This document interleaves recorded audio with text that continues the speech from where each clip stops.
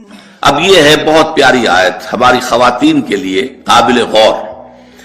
نیک بیویاں تو وہ ہیں جو تابع دار ہوں، اطاعت کیش ہوں، مردوں کا کہنا مانے، ان کی اطاعت کرے۔ حافظات للغیب، اور غیب میں ان کے لیے محافظ بنے، ان کے مال کی بھی حفاظت کرے۔ یہ نہیں خیانت کر کے اب شوہر تو گیا ہوا جو چاہو اس کے مال میں سے جس کو میں جو چاہوں دے دوں، نہیں، یہ اس کا مال جو ہے وہ اسی کا ہے، اس کی خیانت نہیں کرے گی، وہ امانت کے ساتھ حفاظت کرے گی، اور اس کے علاوہ اپنے نفس کی حفاظت کرے گی، اس لیے کہ وہ بھی اب شوہر کی امانت ہے۔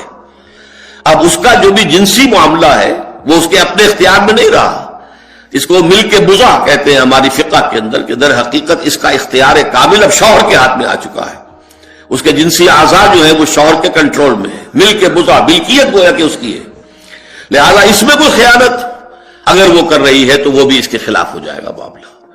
فالصالحات قانتات، تو نیک بیویاں وہ ہوتی ہیں جو تابع دار ہو، فرما بردار ہو، اور غیب میں یعنی شوہروں کی عدم موجودگی میں جبکہ موجود نہیں ہے حفاظت کرنے والی ہوں، اور وہ حفاظت مال کی بھی اور ان کا اپنے نفس کی بھی، اور یہ کام آسان نہیں ہے، آپ کو معلوم ہے۔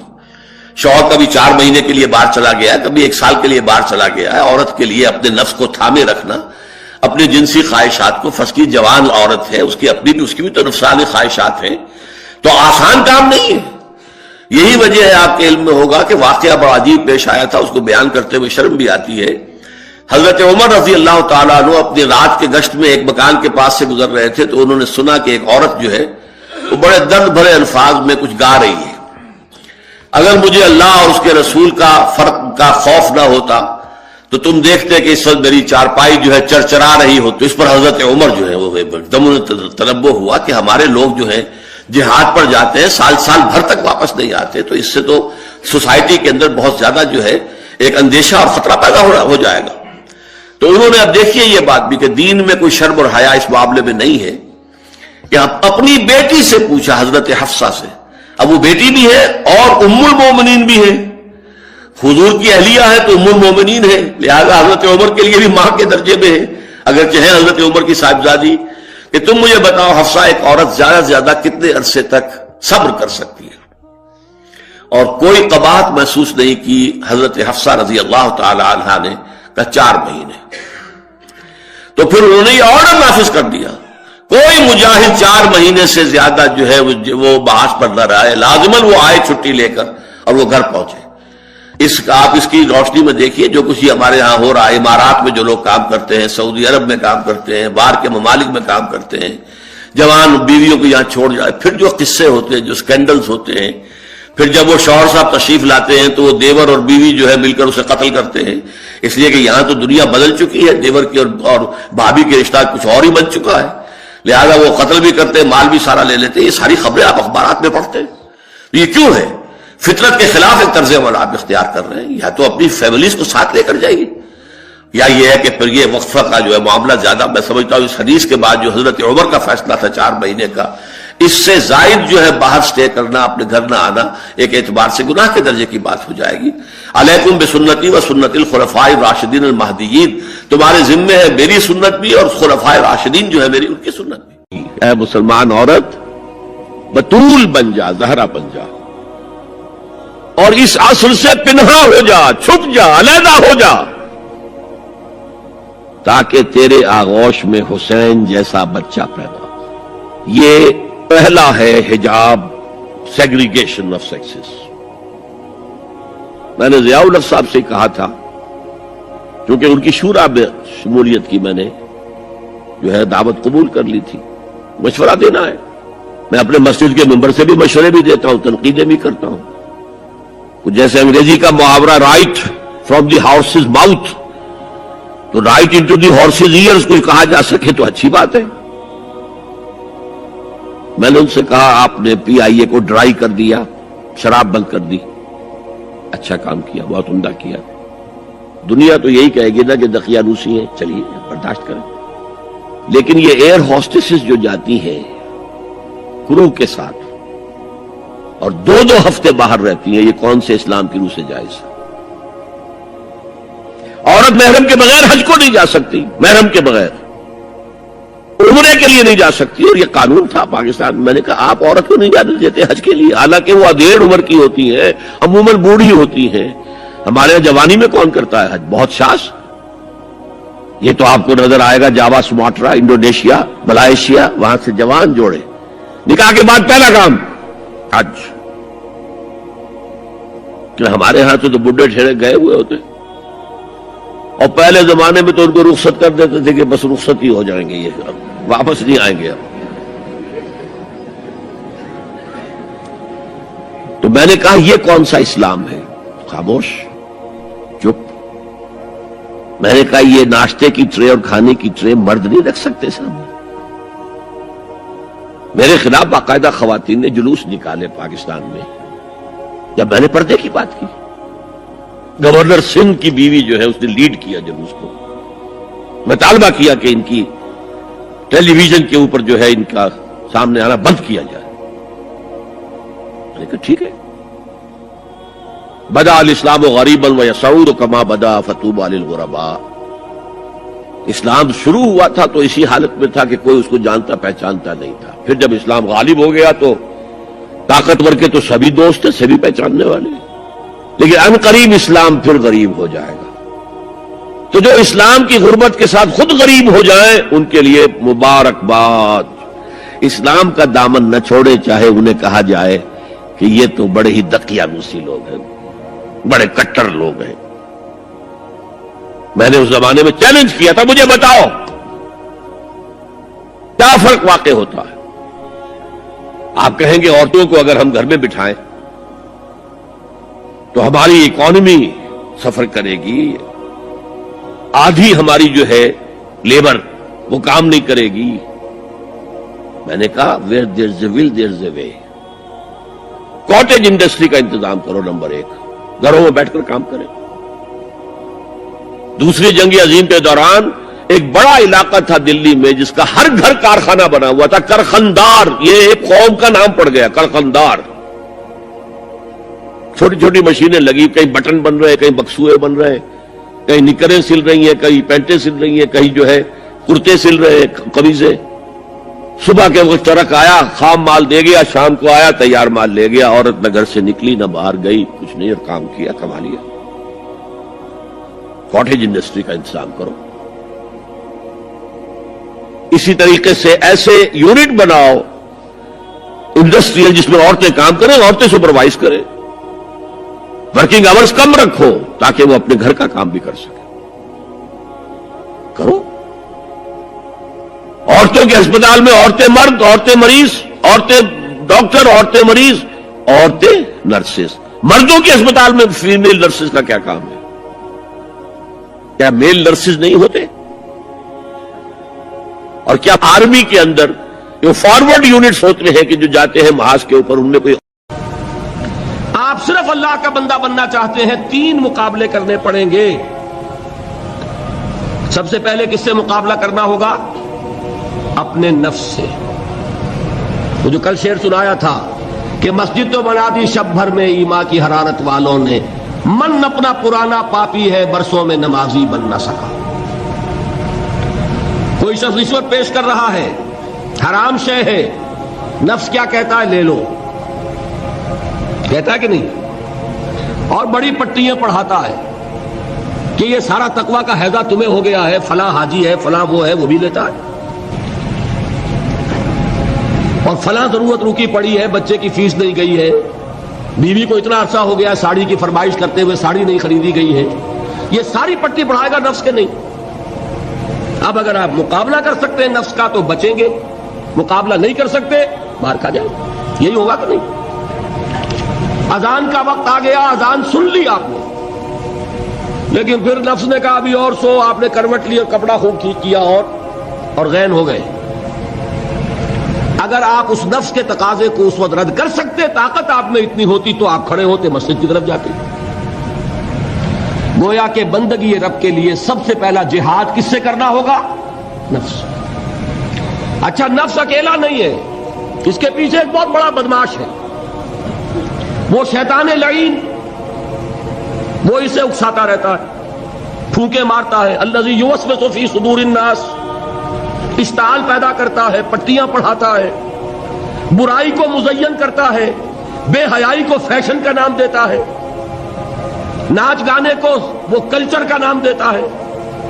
یہ سارا کچھ کر رہا ہے. تو اگر شیطان سے مقابلہ نہیں کر سکیں گے تو اللہ کی بندگی کر سکیں گے؟ تیسری چیز، معاشرہ بگڑا ہوا ہے. بگڑے ہوئے معاشرے کا ایک دباؤ ہے آپ پر. یہ بالکل ایسے جیسے ایک ہجوم ایک طرف جا رہا ہو تو ادھر جانا آسان اور مقابلے میں جانا بہت مشکل، زور لگانا پڑے گا نا. تو معاشرے کا رخ کچھ اور ہے، آپ کا رخ کچھ اور ہے. معاشرہ نہ خدا کو جانے نہ رسول کو جانے. آپ چاہتے ہیں اللہ اور اس کے رسول کے حکم پہ چلنا، کشمکش کرنی پڑے گی کہ نہیں؟ بہت پیارے ہیں وہ مصرے. زمانہ بات و نہ سازت تو با زمانہ ستیز. زمانہ تمہارے ساتھ اگر موافقت نہیں کر رہا، زمانے سے جنگ کرو. اور بے غیرت اور بے حمیت اور بودے اور بزدل اور کچے لوگوں کا اصول کیا ہے؟ زمانہ بات و نہ سازت تو با زمانہ بے ساز. زمانہ تمہارے ساتھ موافقت نہیں کرتا، بھائی تم زمانے کے رنگ میں رنگے جاؤ. آسان راستہ کون سا ہے؟ زمانہ تمہارے رنگ میں نہیں آتا، تم اس کے مطابق ڈھل جاؤ، کوئی تکلیف ہوگی. اور زمانہ تمہارے ساتھ اگر موافقت نہیں کر رہا، تم زمانے سے لڑو، تکلیف آئے گی کہ نہیں؟ 3 جہاد کرنے پڑیں گے تو انسان اللہ کا بندہ بن سکے گا. بات سمجھ میں آئی؟ اسی لیے جب پوچھا گیا حضور سے ای الجہاد افضل یا رسول اللہ، اے اللہ کے رسول سب سے افضل جہاد کون سا ہے؟ آپ نے فرمایا ان تجاہد نفسک فی طاعت اللہ. سب سے افضل جہاد یہ کہ اپنے نفس سے جہاد کرو، کشمکش کرو، مقابلہ کرو، تاکہ اسے اللہ کا مطیع بناؤ. یہ جہاد ہے افضل الجہاد. پہلے میں نے کہا تھا پہلی منزل سب سے اہم، تو جو پہلی منزل کا جہاد ہے وہ افضل الجہاد. بالکل 2 اور 2 4 کی طرح کی بات ہے. اور اسی کو کہا گیا جہاد اکبر. جب آپ غزوہ تبوک سے واپس آئے ہیں، آپ نے فرمایا مسلمانوں یہ نہ سمجھنا جہاد ختم ہو گیا. رجعنا من الجہاد الاصغر الى الجہاد الاکبر. وہ تو چھوٹا جہاد تھا جو ہم کرنے گئے تھے کافروں سے خلاف. یہ بڑا جہاد ہے جو مدینے میں رہ کر ہوگا، ہر آن ہوگا. وہ تو کبھی ہوتا کبھی نہیں ہوتا، یہ ہر وقت ہوتا ہے. ہر صبح ہوتا ہے، ہر رات ہوتا ہے، ہر شام ہوتا ہے، ہر لحظہ ہوتا ہے. ہر وقت کشمکش ہے خیر و شر کی، حلال اور حرام کی، صحیح اور غلط کی. زمانے کی روش اور دین کا تقاضا ٹکرا رہے ہیں. آپ اگر اس راستے پر پہلا قدم رکھیں ایک عزم کے ساتھ تو ہوش ٹھکانے آ جائیں گے. دن میں تارے نظر آئیں گے، 14 طبق روشن ہو جائیں گے کہ دین کا نام لینا آسان ہے، چلنا بہت مشکل. چمی گویم مسلمانم بے لرزم کے دانم مشکلات لا ادارہ. یہاں پر بھی نوٹ کیجئے کہ یہ 3 اس کے مرحلے ہیں جو منہج انقلاب نبی میں ہم نے واضح کی. طاقت کے ساتھ طاقت، پنجہ آزمائی. پہلا مرحلہ صبر محض ہے. پرسیکیوشن کو جھیلو، برداشت کرو، صبر کرو. نغمہ ہے بلبل شوریرہ تیرا خام ابھی اپنے سینے میں اسے اور ذرا تھام ابھی. منتظر رہو، وقت آئے گا ہاتھ کھول دیے جائیں گے. دوسرا مرحلہ ایکٹیو ریزسٹنس. آگے بڑھو، للکارو، چیلنج کرو، اقدام کرو. آخری مرحلہ پھر تصادم، جان دینے کے لیے میدان میں آ جاؤ. یہ قتال ہے. اسی لیے میں نے ایک مرتبہ تقریر کی تھی بھمبر میں، پہلی مرتبہ مجھے یاد ہے میں نے یہ 9 منزلیں بیان کی تھی. 8 منزلیں جہاد ہیں، 9ویں منزل جا کر قتال بنتی ہے. پہلی منزل پر 3 جہاد تھے نا، نفس سے، شیطان سے، بگڑے ہوئے معاشرے سے. دوسری منزل پر دعوت و تبلیغ بالحکمہ بالموعظہ جدال احسن. تیسری منزل پر صبر محض، ایسے ریزسٹنس، اقدام، چیلنج، ایکٹیو ریزسٹنس. 8 منزلیں جہاد. اور 9ویں منزل ان اللہ یحب الذین یقاتلون فی سبیلہ صفا کانہم بنیان مرصوص. گویا جہاد کی پہلی منزل مجاہدہ مع النفس، اور آخری اور 9ویں منزل قتال فی سبیل اللہ. واضح رہے کہ اسی کا منفی پہلو ہجرت ہے. بہت اہم بحث شروع ہوگی. جیسے اسلام کا منفی پہلو اطاعت کا تقوی ہے. حکم مانو، حکم پر عمل کرو، اطاعت. نافرمانی سے بچو، بات تو ایک ہی ہوئی.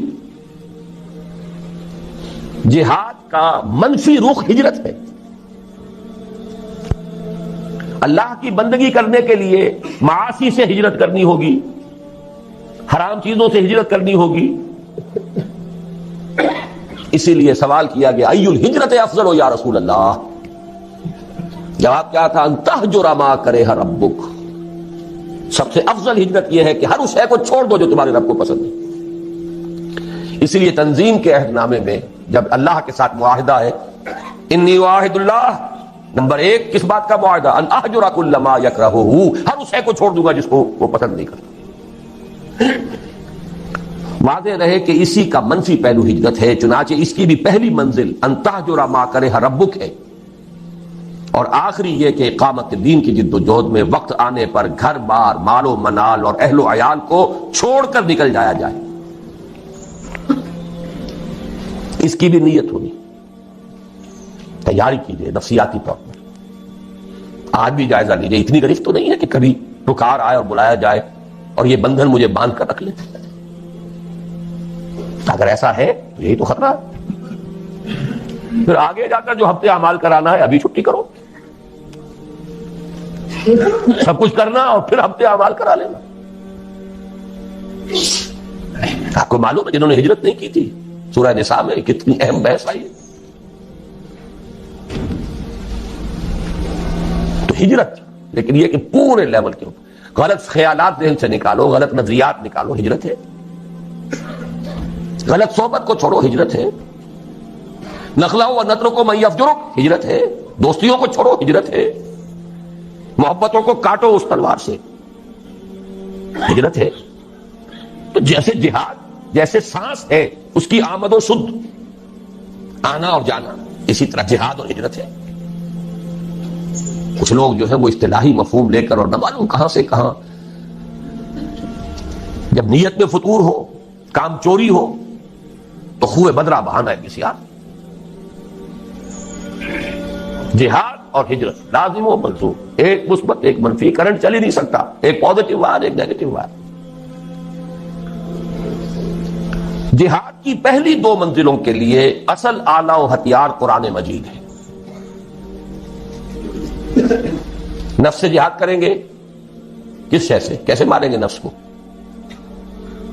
اس کو پاک کرنا ہے کس سے؟ قرآن سے. یا ایھا الناس قد جاءکم موعظۃ من ربکم وشفاء لما فی الصدور. شیطان سے لڑو گے کس تلوار سے؟ کشتن ابلیس کار مشکل است، زاں کے او گم اندر آماق دل است. خوشترا باشد مسلمان اشکنی، کشتہ شمشیر قرآن اشکنی. جاہدہم بہی جہادا کبیرا. دوسری منزل قرآن، تذکیر قرآن سے، تبشیر قرآن سے، انذار قرآن سے، دعوت قرآن کی، تبلیغ قرآن کی، وہ سارا برکت و محور اس کا. اوحی الی ھذا القرآن لانذرکم بہ ومن بلغ فلقد یسرناہ بلسانک لتبشر بہ المتقین وتنذر بہ قوما لدا. نفس کے خلاف جہاد کرنا ہے، ومن اللیل فتہجد بہ نافلۃ لک. دعوت کے لیے غلط نظریات کا انکار کرنا ہے قرآن کے ذریعے، ایمان کا اس بات کرنا ہے قرآن سے ہوگا. نور یہ ہے، اندھیاروں سے یہ نکالے گا. لِيُخْرِجَكُم مِّنَ الظُّلُمَاتِ إِلَى النُّورِ فَآمِنُوا بِاللَّهِ وَرَسُولِهِ وَالنُّورِ الَّذِي أَنزَلْنَا وَجَاهِدْهُمْ بِهِ جِهَادًا كَبِيرًا. مکی دور کی شمشیر قرآن اتر کر ہرا سے سوئے قوم آیا اور ایک نسخہ کیمیا سا. جہاد کی پہلی 2 منزلوں کے لیے اصل آلہ و ہتھیار قرآن مجید ہے، یعنی جہاد بالقرآن. چنانچہ مجاہدہ مع النفس کا مؤثر ترین ذریعہ ہے قرآن کے ساتھ قیام اللیل یا تہجد. اور دعوت و تبلیغ کا پورا عمل بھی قرآن حکیم ہی کی اساس پر اور اسی کے ذریعے ہونا چاہیے. یتلو علیہم آیاتہ ویزکیہم ویعلمہم الکتاب والحکمہ. سارا اساسی منہاج قرآن کے گرد گھوم رہا ہے. تیسری اور آخری منزل عہد حاضر میں جہاد بالید کی موضوع ترین صورت فواحش و منکرات کے خلاف پرامن مظاہرے ہیں. صرف مظاہرہ نہیں، پکیٹنگ، گھیراؤ، جلاؤ نہیں، گھیراؤ نہیں ہونے دیں گے. بل حافظون لحدود اللہ، چلاؤ گولی، مار دو جتنوں کو مارتے ہو. شہادت ہے مطلوب و مقصود مومن، نہ مال غنیمت نہ کشف کشاد. یہ میرا کل کا موضوع ہے، لیکن یہ کہ یہاں جہاد بالید، اسی کو نہیں المنکر بالید کہا ہے. من رأى منكم منكرا فليغيره بيده فإن لم يستطع فبلسانه فإن لم يستطع فبقلبه وذلك ضعف الإيمان. ومن جاهدهم بيده فهو مؤمن ومن جاهدهم بلسانه فهو مؤمن ومن جاهدهم بقلبه فهو مؤمن وليس وراء ذلك من الإيمان حبة خردل. لیکن نوٹ کیجئے، لیکن اس میں نوبت فقہائے کرام کی طے کردہ شرائط کے تحت قتال یعنی جہاد بالسیف تک بھی آ سکتی ہے. اس کو یہ سمجھ لینا کہ یہ سرے سے اب دائرے سے خارج ہو گیا، یہ تو قادیانیوں کا خیال ہے، اور بالفعل ہمارے بہت سے علماء اسے خارج کیے بیٹھے،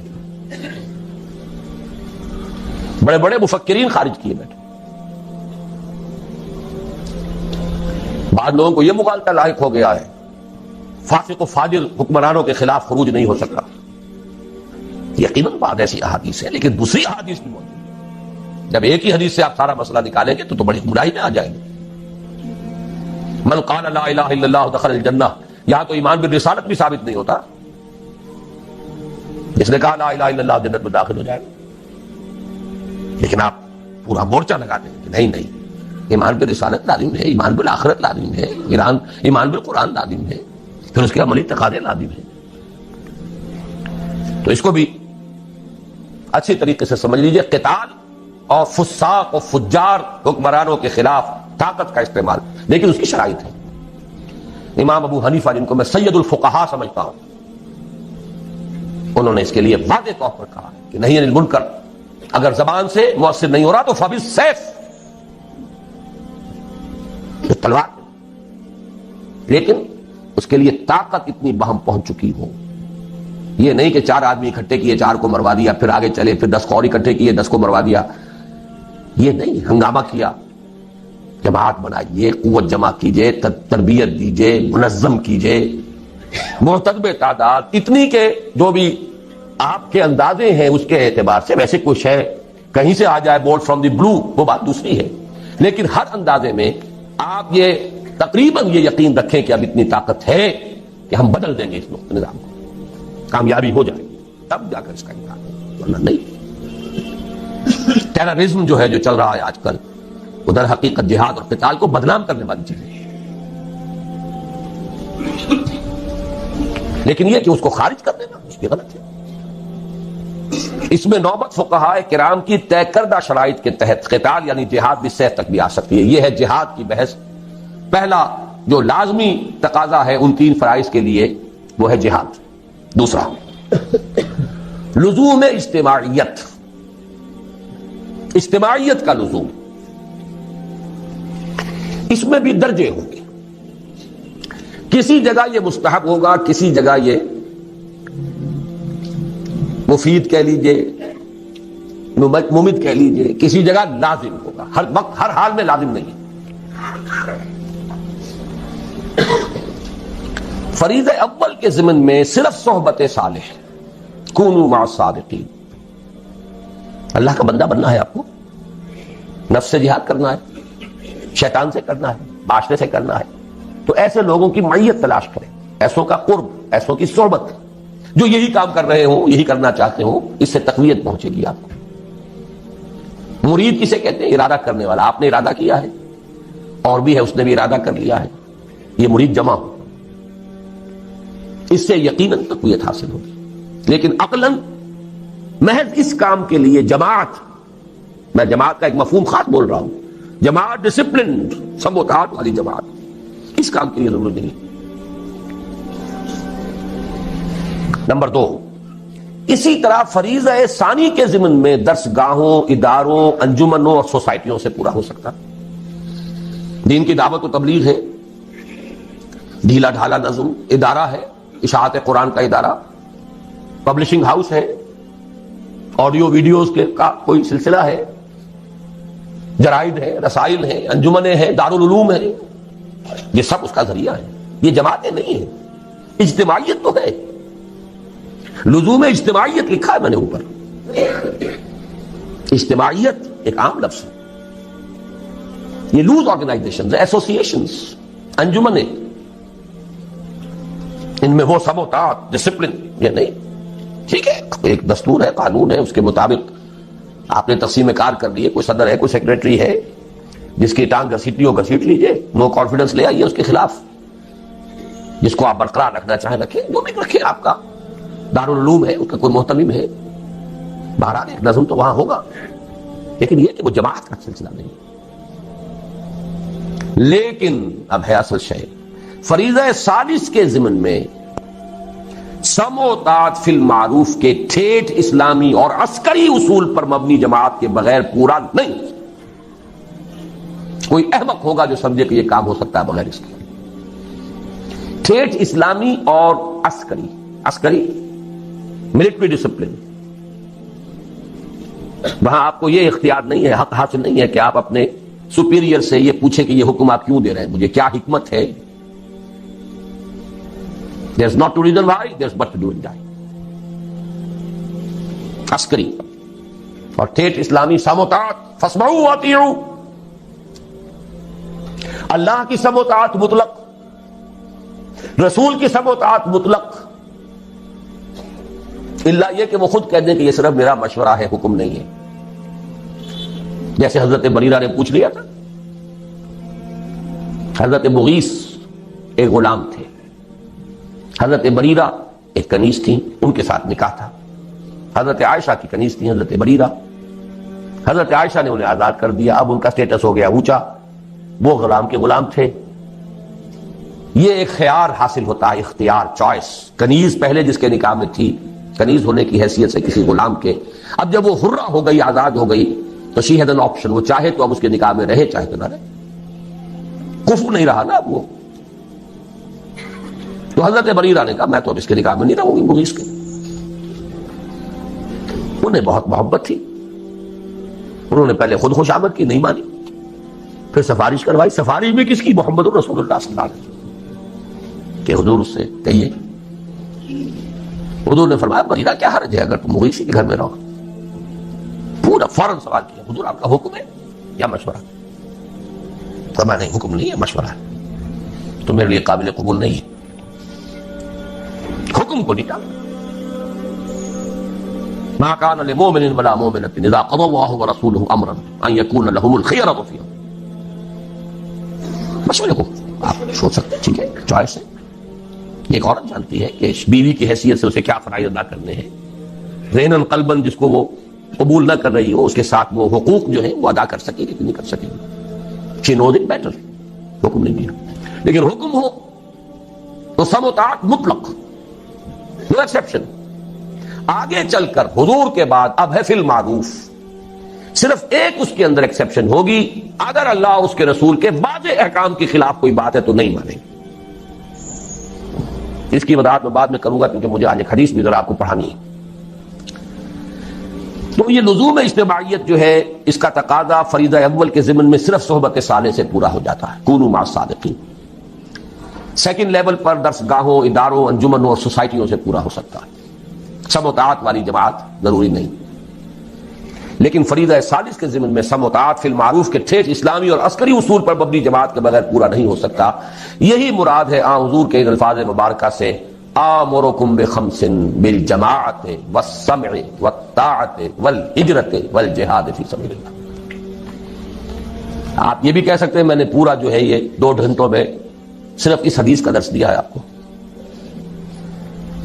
جہاد اور ہجرت جڑے ہوئے بریکٹڈ، سم و طاعت جڑے ہوئے بریکٹڈ، جماعت پلس بریکٹ شروع، سم جمع طاعت بریکٹ بند، جمع بریکٹ شروع، بلکہ ضرب، یہاں جمع نہیں ضرب، بریکٹ شروع جہاد پلس ہجرت بریکٹ بند. اس حدیث کو یوں ذہن میں رکھیے. جماعت کون سی؟ سم و طاعت والی. یہ لازم و ملزوم ہے، بریکٹڈ ہے. سنو اور مانو. یہ کس لیے ہے؟ ضرب دینا ہے اس کو. وہ ہے ہجرت و جہاد. آمرکم بخمس بالجماعت والسمع والطاعت والہجرت والجہاد فی سبیل اللہ. تیسرا لزوم بیعت. تو نماز کے لیے وضو کے لیے پاک پانی. بیعت جو ہے، ایک تو ہے بیع، وہ تو اللہ سے ہوئی، جان و مال اس کے حوالے، جنت حق کے امیدوار ہیں. ایک ہے بیعت کسی انسان کے ہاتھ پر. وہ انسان رسول بھی تھے تو انسان تھے، ان کے ساتھ بیعت سم و طاعت مطلقاً. اب آپ کے بعد جو انسان ہے غیر معصوم ہے، چاہے وہ ابو بکر ہو، ان کے ساتھ سم و طاعت فی المعروف. بالکل میتھمیٹیکل سمجھیے چیزوں. لیکن بیعت کے ضمن میں بھی ایک ہی طرح کا تقاضا نہیں ہے، تینوں لیولز پر کچھ فرق ہو جائے. پہلے دو فرائض کے ضمن میں بیعت سلوک و ارشاد کی صورت میں کفایت کرتی ہے. لیکن یہ جو بیعت ہمارے ہاں چل رہی ہے، سلوک اور ارشاد کی بیعت، بہت اچھی بات ہے کہ اس کے لیے بھی لفظ بیعت استعمال ہوا، تاکہ معلوم ہو کہ یہ ہمارے دین کا ایک مستقل اس کی اصطلاح ہے، اس کا ایک فکر ہے. اور وہ بیعت عقبہ اولا کے ساتھ میں سمجھتا ہوں کہ اس کا ربط اور تعلق ہے. بیعت ارشاد، پہلی بیعت حضور نے یہی لی تھی، شرک نہیں کریں گے، چوری نہیں کریں گے، زنا نہیں کریں گے، تہمت نہیں لگائیں گے وغیرہ. اور جس نیک بات کا آپ حکم دیں گے وہاں معروف تھا. یہ پہلا درجہ تھا اس بیعت کا. بھی آج وہ بیعت ادروئے قرآن صرف بیعت النساء ہے. یہ سلوک کی بیعت زنانہ بیعت ہے، یہ مردانہ بیعت نہیں ہے، زنانہ بیعت. غور کر لیجیے اس کو. قرآن حکیم نے وہی الفاظ دیے ہیں، حالانکہ سورہ ممتحنہ سن 6-7 میں نازل ہو رہی ہے. بیعت عقبہ اولا سن 10 میں، سن 10 نبوی، ہجرت سے 1.5-2 سال قبل لی جا رہی ہے. ایک فصل ہے 8-9 برس کا. لیکن وہی الفاظ جو بیعت عقبہ اولا کے تھے وہی قرآن میں آئے. بیعت النساء، یہ زنانہ بیعت ہے، مردانہ بیعت نہیں ہے. مردانگی تو چاہیے، وہ میدان میں جب آنا ہے. مردانہ بیعت وہاں درکار ہے، وہ فرض خواتین پر نہیں. زنانہ بیعت لیکن ہے بیعت. اس کے بارے میں ہمارے ہاں وہ جو اہل حدیث مسلک کے لوگ ہیں وہ اس کی نفی کر دیتے، کوئی بیعت نہیں، اس کا کوئی اصول نہیں، کوئی اس کا ثبوت نہیں. غلط بات ہے. بیعت عقبہ اولا بیعت یہی ہے، بیعت النساء بیعت یہی ہے، بیعت ارشاد ہے، وہ بھی صحیح ہے، حق ہے. لیکن وہ بیعت جو مردوں سے مطلوب ہے وہ کچھ اور ہے. اگر یک قطرہ خونداری اگر مشتے پرے داری بے آبا من تو آمودم طریق شاہ بازی راہ. مردانگی اس کے لیے بیعت جو ہے وہ ہے نمبر 3. فریضہ ثالث کے ضمن میں بیعت سمع و طاعت فی المعروف کی صورت لازمی و لابدی. اب میرے پاس اور الفاظ نہیں ہے جس کو میں تاکید کیسے دوں، کیسے کروں. لازمی ہے، لابدی ہے، کوئی اس سے رستگاری نہیں. یا تو کہیے کہ وہ فرض ہے ہی نہیں، ٹھیک ہے، چھٹی ہو گئی. جس گاؤں جانا نہیں اس کا راستہ کائے کو پوچھنا. اگر مانتے ہیں کہ وہ فرض ہے، بلند ترین منزل کے لیے جد و جہد فرض، تو کوئی پاگل ہوگا، احمق ہوگا، ڈھیٹ ہوگا جو اس کے لزوم کا انکار کرے. فریضہ ثالث کے ضمن میں بیعت سمع و طاعت فی المعروف کی صورت لازمی اور لابدی. اسی کی جانب اشارہ ہے مسلم شریف کی روایت عن عبداللہ ابن عمر رضی اللہ تعالی عنہما میں، جس میں حضور صلی اللہ علیہ وسلم کے الفاظ مبارکہ وارد ہوئے ہیں کہ من مات ولیس فی عنقہ بیعۃ مات میتۃ جاہلیۃ. جو شخص مرا اس حال میں کہ اس کی گردن میں بیعت کا قلادہ نہیں تھا، وہ جاہلیت کی موت مرا ہے، ایمان اور اسلام کی موت نہیں مرا ہے. جو لوگ اس بیعت ارشاد کو سمجھ لیتے ہیں کہ یہ تقاضا پورا ہو رہا ہے، وہ اپنے آپ کو دھوکہ دے رہے ہیں. یہ دوسری بیعت کا تذکرہ ہے. اس حدیث کے بارے میں بھی میرے جو الفاظ تھے اوریجنل ان میں نے تھوڑا سا اضافہ کیا. اس پر اصل میں مجھے متنبہ کیا تھا مولانا سید حامد میاں رحمۃ اللہ علیہ نے، جو ہمارے مستشارین میں سے تھے تنظیم کے. وہ چونک گئے اس کو دیکھ کر، کہ آپ جس طرح اس کو لازم قرار دے رہے ہیں، یہ مفہوم تو ہمارے بزرگوں اور اسلاف میں سے کسی نے بیان نہیں کیا کہ اس معنی میں یہ بیعت جو ہے لازم ہے. میں نے انہیں ایک جواب دیا بڑی ٹیکنیکل ٹرمز میں. مولانا عصمت اللہ صاحب سمجھیں گے اس ٹیکنیکل ٹرمینالوجی کو. میں نے کہا مولانا پہلی بات تو یہ ہے کہ کسی شے کا عدم ذکر اس کے عدم وجود کو مستلزم نہیں ہے. کسی شے کا ذکر نہ کیا جائے اس کا مطلب یہ نہیں کہ وہ ہے نہیں. یہاں کتنے لوگ ہیں، میں کتنے کچھ لوگوں کا ذکر کرتا ہوں تو اس سے باقی لوگوں کی نفی تو نہیں ہو جائے گی. اگر اسلاف میں سے کچھ لوگوں نے اس کا ذکر نہیں کیا تو اس سے یہ لازم نہیں آتا کہ تھا ہی نہیں. اور مثال دی،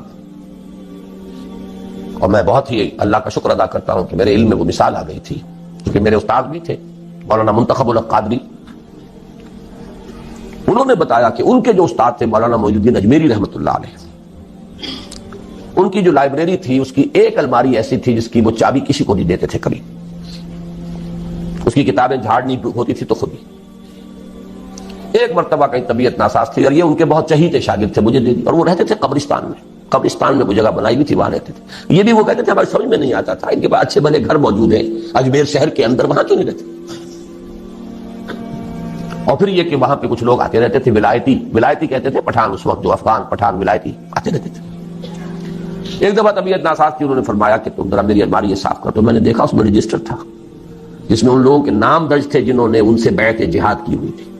اور یہ شاگرد چہیتے ترین شاگرد، انہیں پتہ بھی نہیں. تو عدم ذکر عدم وجود کو مستلزم نہیں. سمجھ لیجیے بات، جس کی مثال یہ ان کے علم میں آیا کہ وہ تو بیعت جہاد بولی دے رہے تھے، لیکن یہ کہ ابھی انہوں نے اس کو خفیہ رکھا ہوا. لیکن بہرحال میں نے یہ بعد میں ہمارے ایک رفیق ڈاکٹر تقی الدین صاحب نے بھی پھر کچھ اس پر گفتگو کی تھی، تو میں نے اس میں اپنی رائے میں ایک ترمیم کی ہے. پہلی میری رائے یہ تھی کہ صرف دو ہی صورتیں ممکن ہیں. یا تو اسلامی نظام حکومت قائم ہے تو اس کے سربراہ سے بیعت سم و طاعت المعروف ہوگی، نہیں ہے تو اس کو قائم کرنے کے لیے جماعت قائم کرنی ہوگی، اس کے سربراہ سے بیعت سم و طاعت المعروف ہوگی. تیسری صورت ممکن ہی نہیں. تو جیسے میں نے اب استثناء قائم کیا ہے اس میں کہ علم اور عمل کے درمیان فصل بھی ہو سکتا ہے. ایک شخص مفلوج ہو سکتا ہے نفسیاتی اعتبار سے، اللہ جانتا ہے لا یکلف اللہ نفسا الا وسعها، وہ حساب لے لینا. قاعدہ کلیہ نہیں ٹوٹے گا نارمل آدمی کے لیے. وہی بات ہے کہ علم اور نظریہ اور فکر اور ادھر عمل اور رویہ اور کردار لازم و ملزوم نہیں. اسی طرح اب میں نے یہاں پہ لفظ لکھا ہے اس لیے کہ نارمل حالات تو دو ہی صورتیں ممکن ہیں. ایک لفظ کا اضافہ کیا، نارمل حالات، جیسے وہ نارمل انسان بمقابلہ مریض انسان، نارمل حالات بمقابلہ فتنہ شدید، یہ ابھی آگے آ جائے گا. اس لیے کہ نارمل حالات میں تو دو ہی صورتیں ممکن ہیں. نمبر ایک، اگر کم سے کم شرائط و معیارات پر اترنے والا صحیح اسلامی نظام حکومت قائم ہے تو اس کے سربراہ سے بیعت سم و طاعت فی المعروف